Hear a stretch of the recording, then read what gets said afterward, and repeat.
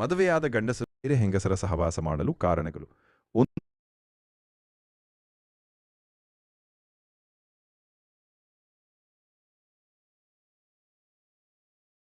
ಮದುವೆಯಾದ ಗಂಡಸರು ಬೇರೆ ಹೆಂಗಸರ ಸಹವಾಸ ಮಾಡಲು ಕಾರಣಗಳು. 1. ಮನೆಯಲ್ಲಿ ಹೆಂಡತಿ ಗಂಡನ ಇಚ್ಛೆಗೆ ತಕ್ಕಂತೆ ಸಂಭೋಗದಲ್ಲಿ ಸ್ಪಂದಿಸುವುದಿಲ್ಲ. 2. ಸೀರಿಯಲ್ ನೋಡುವಾಗ ಬಾರದ ನಿದ್ರೆ ಗಂಡನ ಪಕ್ಕ ಹೋದ ತಕ್ಷಣ ಬರುತ್ತದೆ. 3. ಪತಿಗೆ ಇಷ್ಟವಾಗುವ ರೀತಿಯಲ್ಲಿ ರೆಡಿಯಾಗುವುದಿಲ್ಲ. 4. ಅಡುಗೆ ಚೆನ್ನಾಗಿ ಮಾಡುವುದಿಲ್ಲ. 5. ಗಂಡನ ಜೊತೆ ಸಮಯ ಕೊಡದೆ ಸೀರಿಯಲ್ ಅಡಿಕ್ಟ್ ಆಗುತ್ತಾಳೆ. ಇವು ಮೇಲ್ನೋಟಕ್ಕೆ ಕಾಣುವ ಕಾರಣಗಳು. ಆದರೆ ಗಂಡಸರು ತಮ್ಮ ಪತ್ನಿ ಅಥವಾ ಸಂಗಾತಿಯನ್ನು ಬಿಟ್ಟು ಬೇರೆ ಹೆಂಗಸರ ಸಹವಾಸ ಮಾಡಲು ಅಥವಾ ಪರಸ್ತ್ರೀಯರ ಕಡೆಗೆ ಆಕರ್ಷಿತರಾಗಲು ಹಲವಾರು ಮಾನಸಿಕ, ಸಾಮಾಜಿಕ ಮತ್ತು ವೈಯಕ್ತಿಕ ಕಾರಣಗಳಿರುತ್ತವೆ. ಅವುಗಳಲ್ಲಿ ತುಂಬಾ ಮುಖ್ಯವಾದವು ಇಲ್ಲಿವೆ. 1.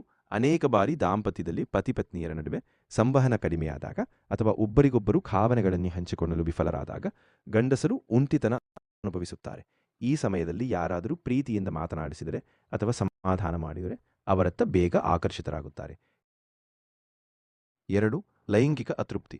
ಸಂವಹನದಲ್ಲಿ ದೈಹಿಕ ಅಗತ್ಯಗಳು ಪೂರೈಕೆಯಾಗದಿದ್ದಾಗ ಅಥವಾ ದೈಹಿಕ ಸುಖದಲ್ಲಿ ನವೀನತೆ ಇಲ್ಲದಿದ್ದಾಗ ಪುರುಷರು ಹೊಸತನವನ್ನು ಹುಡುಕುತ್ತಾ ಬೇರೆಯದರ ಸಹವಾಸಕ್ಕೆ ಕೈ ಹಾಕಬಹುದು. 3. ಮೆಚ್ಚುಗೆಯ ಕೊರತೆ.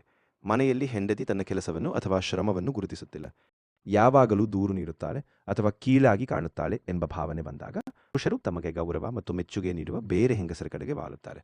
4. ಒತ್ತಡ ಮತ್ತು ಜವಾಬ್ದಾರಿಯಿಂದ ತಪ್ಪಿಸಿಕೊಳ್ಳುವಿಕೆ.